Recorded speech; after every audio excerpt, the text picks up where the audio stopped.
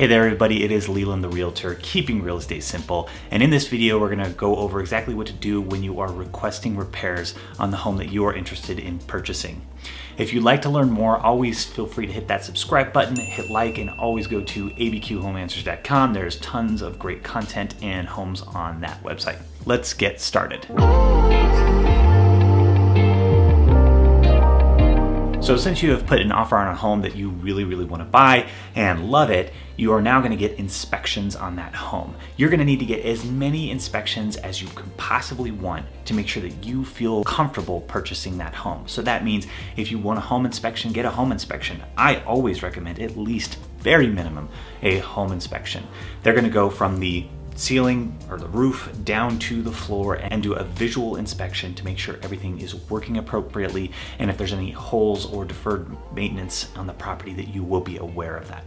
Now, in addition, there is of course the sewer line inspection. The home inspection doesn't cover a sewer line, so you're going to want to get a plumber out there and scope it. The reason why I always recommend a sewer line inspection is because they aren't that expensive and they can prevent you from buying a home that needs a new sewer line, which could potentially be thousands and thousands of dollars. Beyond that, there are a ton more inspections you can get between mold, radon, appliance inspections, and just so many more inspections. You're going to have to go over all these inspections with your broker to decide which ones you want prior to making a request for repairs. Okay, so now that you have all your inspections back and you are comfortable with those inspections, it is time to make a request for repairs. Now, as a buyer, you have a lot of power in this situation. You actually have 4 options when making a request for repairs. Now, if the inspections come back and the home is in really poor condition, at that point, you don't even need to make a request for repairs. You can back out of the contract and potentially get your earnest money back. You should get your earnest money back, assuming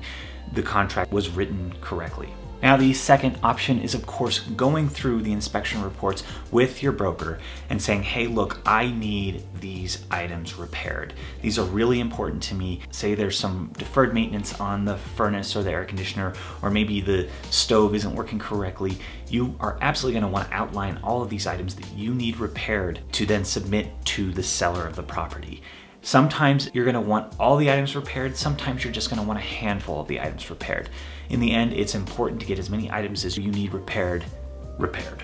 Now, the third option is, of course, asking the seller for a credit. So if there are a whole bunch of smaller items that aren't super important, but over time are going to cost you money to repair, what you're going to want to do is ask that seller for a credit.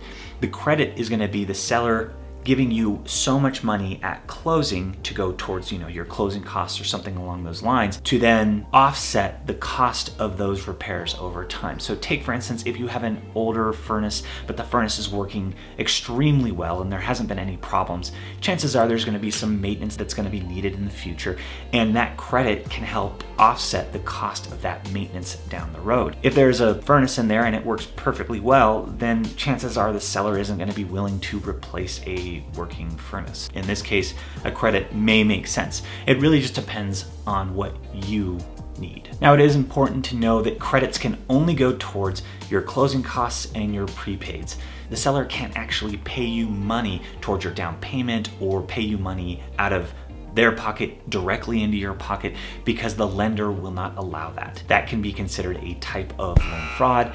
And so in that case, it is very important that you know that this money will just go towards your closing costs. And if that money is going towards your closing costs, that's just money that you don't have to come out of pocket for when you are at closing. Now, the fourth option here is a combination of repairs and credits. Say there are a handful of bigger items that need to be repaired, and then there's a whole bunch of other smaller items that maybe the seller isn't able to do, or this seller's just kind of sick of it or just can't find anybody who can do it. In that case, you can say, well, will you repair these 3 appliances for me? Will you patch this hole for me? And then the rest of the stuff, I'll take, just a lump sum credit at closing. The combination of repairs and credits is the most common thing that I see in most of my contracts, because generally speaking, a lot of items don't necessarily need to be repaired right away, but over time they need repairs, which is again why those credits are so important. So once you've come to a decision after going over the inspection saying, hey, this is exactly what I want to do, at that point you're going to fill out a piece of paperwork called an objections, resolution, and withdrawal form.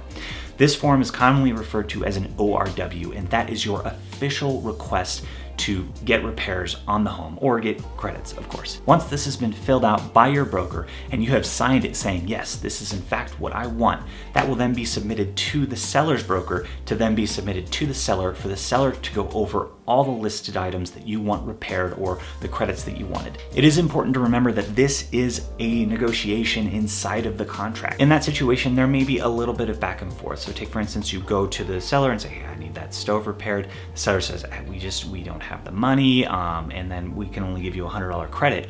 And you know that it's gonna be more than $100 to get a stove. You know, if you get a used stove, it's $300-400. If you get a brand new stove, it could be thousands. So in that kind of situation, if you are not able to come to an agreement with the seller and it is a make or break for you and you're saying like, I can't even buy the home if this isn't gonna work, in that situation, you were able to say, you know what, I really do want this home, but I need this repaired before I can get it. And if we can't repair it, I'm going to need to terminate the purchase agreement. Now, in this case, if the seller says, okay, we can't do it and we can't make it work, then absolutely, you'll end up terminating the purchase agreement and getting your earnest money back, assuming that is how your contract is written. It's important to know that most contracts are written so that if the inspections come out bad and you just can't come to an agreement, then you'll get your earnest money back. That being said, although you may get your earnest money back, all the money you spent on inspections may not be refunded to you. So if you went and you got a home inspection for $300-400 and a sewer line inspection for $150-200, those inspectors will not refund your money for the inspection. And it's also important to know that if an appraisal has been ordered on your home and it's already been done, you will also not get that appraisal money back. So in most situations, brokers will hold off ordering the appraisal until we've come to a resolution with the inspection. So in summary, it is important to get as many inspections as you need to feel comfortable purchasing the home. It's important to negotiate with the seller to get as many repairs done as possible because, as you know, some sellers are willing to repair everything and some of them aren't going to be willing to repair anything. You just need to know what's going to make it or break it for you. I hope you've enjoyed this video, and if you'd like to see more, please hit that subscribe button. And always feel free to follow us on social media where we are releasing content almost every day so that you can stay in the know about exactly what is going on in real estate. As always, I am a real estate agent in Albuquerque, Corrales, Rio Rancho, just in that general Albuquerque area, and I would love to work with you or your friends. And always feel free to go to abqhomeanswers.com where you can contact me directly, or of course you can shoot me an email or text me anytime. This has been Leland the Realtor, keeping real estate simple. Have a wonderful day.